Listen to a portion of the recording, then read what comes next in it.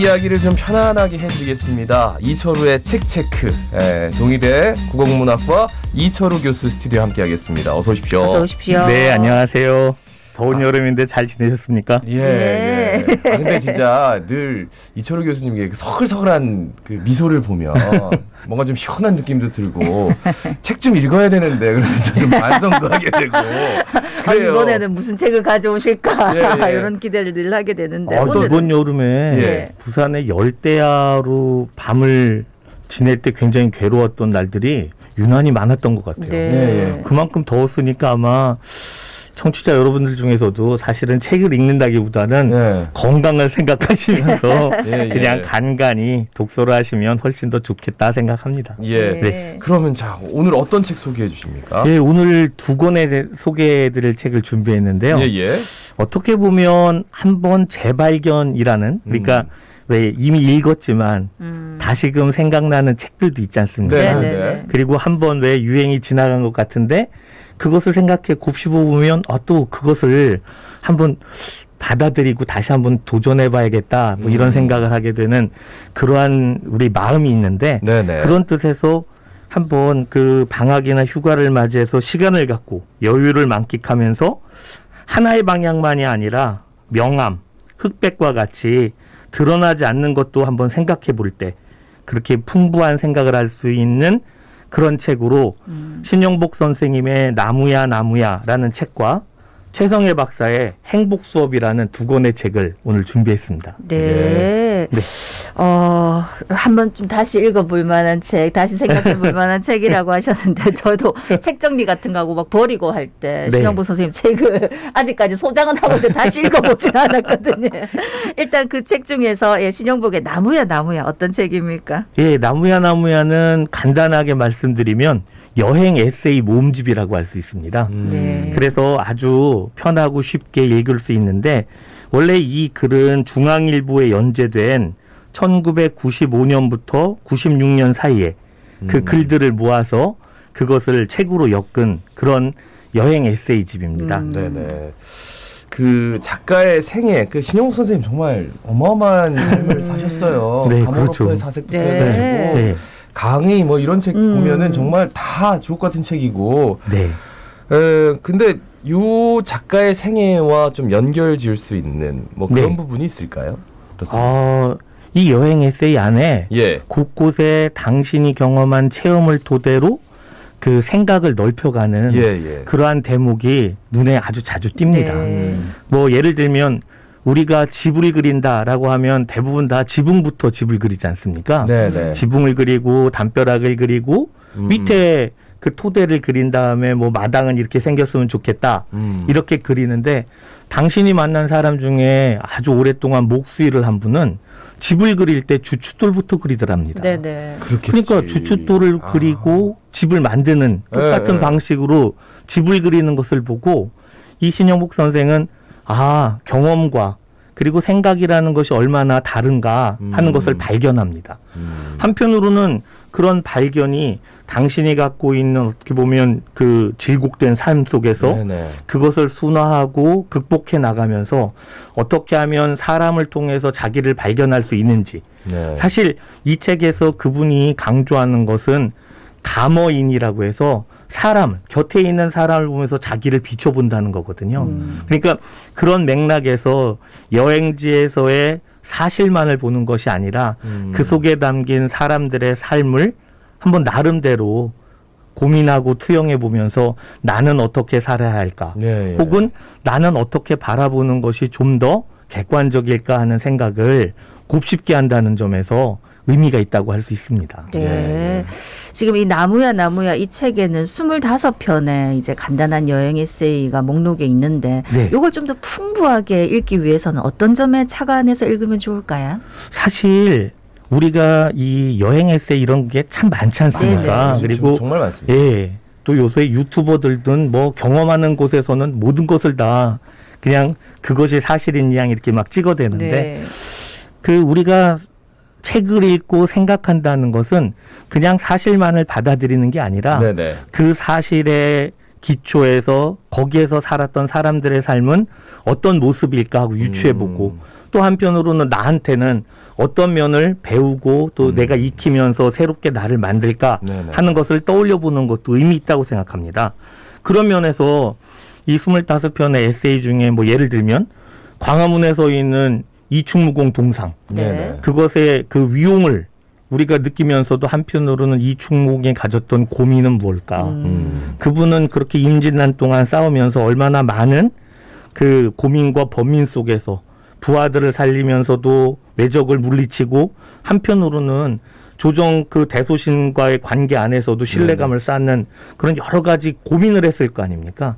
그러니까 그러한 위용을 보면서도 한편으로 그가 놓치고 있는 것 또는 그가 추구했던 것을 곱씹어보는 생각을 같이 할 때 그러한 여행의 목적지에서의 어떻게 보면 의의가 더 커진다라고 네네. 말할 수 있습니다. 예. 그런 면을 우리에게 발견하도록 유도하고 있다는 거죠. 예.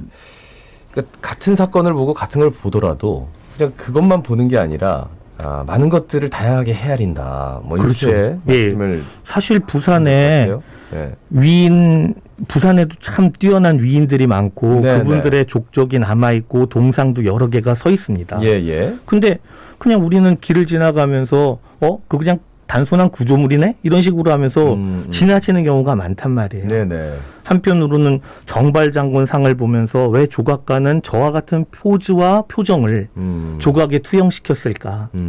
송상현 동상을 보면서 왜 저분은 그렇게 이 동네 싸움에서 그렇게 큰 위협을 남겼는데도 문인의 모습으로 서 있을까? 네네. 이런 생각을 해본다면 그분들이 갖고 있는 진면목을 다시금 발견할 수 있고 생각하게 해준다. 저는 그렇게 이 책을 통해서 발견하곤 했습니다. 네. 그러니까 이제 지금까지 계속 말씀하신 게 이제 동일한 사건에 일관된 시선을 갖는 것, 또 예. 다양한 시선을 염두에 두는 것의 차이, 요거를 글 속에서는 뭐 어떻게 표현하고 있는 겁니까? 그리고 그 비슷한 맥락인데요. 네. 그 강릉이라는 곳이 우리가 대표적으로 생각하는 현모양처의 사표인 신사임당의 그 오죽헌이 있지 않습니까? 네네네. 근데 한편으로는 허난설원이라고 네네네. 예, 허균에 누이면서 정말 파란만장한 생애를 네. 산 같은 그 여인이 그 고택이 있단 말입니다. 네네. 그러니까 그런 것들을 견주면서 동시대지만 이와 같은 삶의 차이는 어디에서 발견될까? 그리고 그런 삶을 통해서 무엇을 얻을까?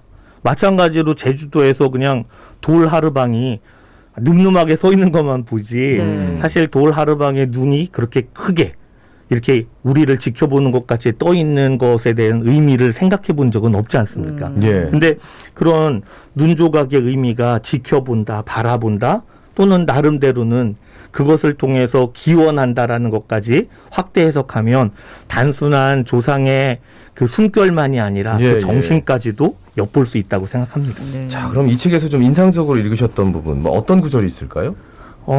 아주 여러 군데에서 인상적이었는데요. 그렇겠죠. 지금 말씀드린 것도 많았는데, 제가 그 충북 사람이라 그런지 단양군에 있는 온달산성 이야기가 저한테는 아주 크게 왔었습니다.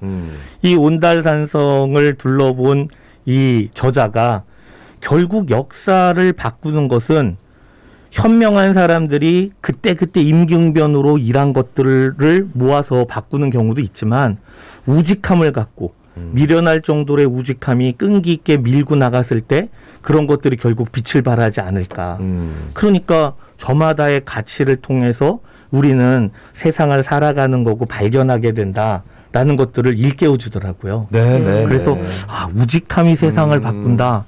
참 정말 가슴에 와닿는 말이다 하고 인상 깊었습니다. 네. 그리고 25편이니까 뭐 교수님이 인상 깊었듯이 그러니까 충북분이니까 부산 분들도 부산 관련해서 그럼요. 인상 깊을 수 있는 그럼요. 거잖아요. 그죠? 네. 네.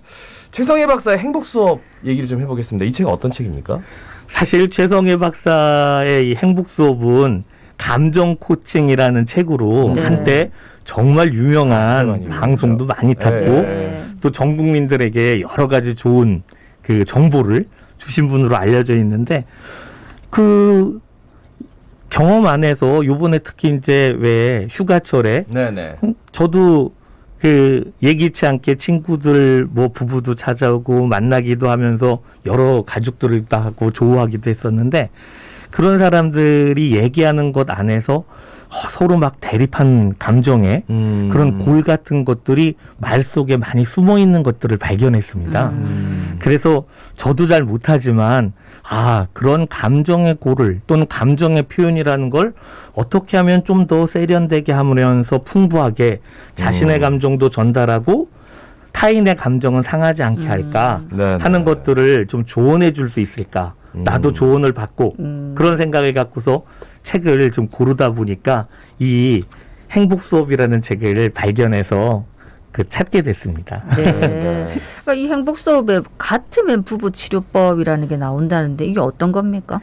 예, 사실 이 가트맨 부부치료법은 뭐 특별한 내용이라기보다는 존 가트맨이라는 그 교수가 그와 같은 방식의 그 부부 관계 같은 것들을 개선하는 방안을 그 우리한테 보여줬다라고 해서 그냥 가트맨식 그 부부치료법이라고 하는 건데 단순하게 경험이나 직관에 의한 너는 이런 사람이야 이렇게 말하는 게 아니라 심층적으로 그 부부를 그러니까 관찰하고 관찰한 부부 안에서 문제를 발견하고 그 발견된 문제를 과학적으로 접근하면서 좀 더 체계적으로 조언을 했더니 많이 개선되더라. 예를 들면 이런 거죠. 그러니까 무조건 나의 감정을 토해내라. 그런 그 감정을 토해내는 얘기도 한때는 유행했었는데 맞아요. 실제로 악화되고 있는 두 사람의 관계에서 감정을 직접적으로 어느 누군가가 일방적으로 토해내면 관계가 더 나빠집니다. 대부분. 그러니까 그런 면에서 어떻게 하면 같은 감정도 좀 더 유연하고 세련되게 그리고 풍부하게 표현하면서 상대방이 갖고 있는 감정을 훼손하지 않고 나의 마음도 전달할까 그런 것들을 한번 궁리해 보자는 겁니다. 예. 그래요. 가정 내에서 관계 회복을 위해 노력하기 위한 자가 치료를 위한 방식, 뭐 목차를 구성해 가지고 그렇죠. 책이 이렇게 쓰여져 있어서 이걸 한번 뭐 시행해 보면은 의미가 있다. 뭐 이런 얘기들. 거기에다가 사실 이 최성애 박사가 육아 교육에도 굉장히 많이 관심을 갖고 있는데 애착 손상이라는 말을 많이 합니다. 애착 손상. 이 애착 손상이라는 게 과거에 또는 뭐 늘 이렇게 뭔 얘기를 할 때 과거라고 우리가 그냥 퉁쳐서 얘기를 하는 경우가 많은데 실제로는 대가족 제도 혹은 자녀를 양육하기에 많은 분들이 협력하는 시대 그게 이제 과거라고 표현하는 거고 지금 현재는 그냥 핵가족화되고 단일 가족만이 그렇게 오붓하게 사는 그런 삶의 형태에서 이제 아이의 교육 같은 것들이 온전히 부부의 손에만 맡겨져 있다라고 볼 때는 그런 면들이 좀 부족하지 않습니까? 근데 아이의 입장에서는 일방적으로 계속해서 나를 지지해주는 어떤 환경이 바뀐 것이 그의 뿌리를 얕게 만든다라고 볼 수 있다는 겁니다. 그러니까 애착 손상이라는 건 자기가 애착되고 있는 어떤 부모, 그 부모의 지속적인 관심과 사랑이 아니라 그 지속적인 관심과 사랑이 끊임없이 변한다는 거죠. 그러니까 그 부부가 예를 들면 일을 할 때 그 할머니 할아버지가 낮 동안은 애착되는 관계에 있다가 밤이 되면 엄마로 바뀌었다가 또 식당에 가면 그 모니터로 바뀐단 말이에요. 그러면 아이의 입장에서는 애착되는 게 계속 바뀌는 거죠. 그리고 그렇게 바뀔 경우에 아이는 정작 자기가 괴롭거나 어려울 때 누구에게 말을 해야 할지를 모른다는 겁니다. 그러면은 그 아이의 입장에서는 판단이 어려워지고 그 어려워진 판단 속에서는 끊임없이 걔가 갈등하게 되니까 그런 면에서 어떻게 하면 정서적으로 금수저를 만들까 이런 얘기를 보여주고 있습니다. 그럼 이제 이 책을 통해서 청취자들이 가장 눈여겨 읽었으면 하는 바람이 있다면 어떤 점이 있을까요? 예, 사실 이 책을 읽으면서 제가 바라는 건 어쩌면 좀 거친 상남자 같은 표현을 좀 피하고 상대방을 배려하는 그러한 말투나 그런 뭐랄까 일종의 다정함 이런 것들이 의도적으로 묻어나는 말들도 감정을 개선하는 데는 필요하다는 것을 우리가 깨달아야 한다는 거죠. 그래서 여기에 관계를 망치는 4가지 지름길 뭐 이런 것들에 대해서 이야기를 하고 있는데요. 일방적 비난으로 이렇게 얘기합니다. 당신은 어떻게 된 사람이? 네. 또는 뭐 당신은 항상 그렇지 뭐 생각해 준 적이 있어 한 번이라도 네. 뭐 이렇게 말한다거나 또는 자기를 방어하기 위해서 그러는 당신은 뭘 잘했는데 네. 이게 당신 탓이지 내 탓이야? 당신은 안 그랬어? 뭐 이렇게 되묻는다던가. 네. 그리고 경멸적인 언어로 어쭈 뭐 잘난 척은 주제 파악이나 해라. 네. 뭐 이런 식으로 왜 말하는 경우 많지 않습니까? 예, 예. 또 담쌓는 경우로 담쌓는 거 감정을요. 아유 또 시작이군. 이럴 땐 피하는 게 상책이지. 그래 너 혼자 떠들어라. 예. 사실 와.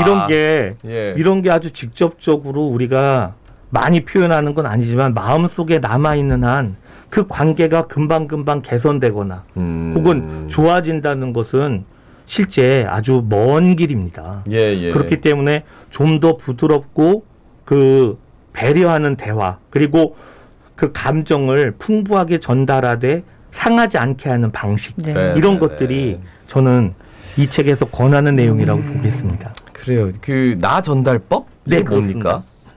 그러니까 방어보다는 인정을 하고 네. 아 그래 당신은 그랬겠구나. 나 같아도 그건 공감해. 예. 일단 먼저 그렇게 시작하는 거죠. 또는 막 무슨 얘기를 하면 아 그랬구나. 네, 네. 이렇게 먼저 인정해 주는 거. 그리고 그 얘기를 한 번 더 반복하는 것도 감정의 공감에는 굉장히 유용하답니다. 네, 네. 그러니까 근데 우리는 무엇이든 확인하려 하고 고치려고 하니까 부정적인 단어를 먼저 쓴다는 거죠. 그런 내가 것들은- 그럴 줄 알았지 뭐. 그렇죠. 당신 맨날 그러지 뭐. 아유, 내 말을 안 해야지. 그러니까 라고 그것을 이렇게 얘기해요. 고쳐야지 이런 식으로 나가면 네. 그건 얘기하는 사람이 감정을 이해하려고 하는 건데 그래. 사실 남의 얘기를 전할 때는 그 얘기를 해결해 달라는 것이 아니었거든요. 네. 네. 그리고 또 하나 더 그 말씀드리고 싶은 게 하나 더 있는데 그게 뭐냐면 관계라는 거는 관리하는 거지 그걸 고치는 게 아니다라는 예. 것을 우리가 명심하자는 네. 네. 알겠습니다. 말씀 잘 들었습니다. 고맙습니다. 고맙습니다. 거죠. 네, 고맙습니다. 예, 국민대 국어국문학과 이철우 교수였습니다. 예, 이제 또 주말인데 뭐 안전을 위해서 지켜야 될 것도 여러 가지 많지만 날이 많이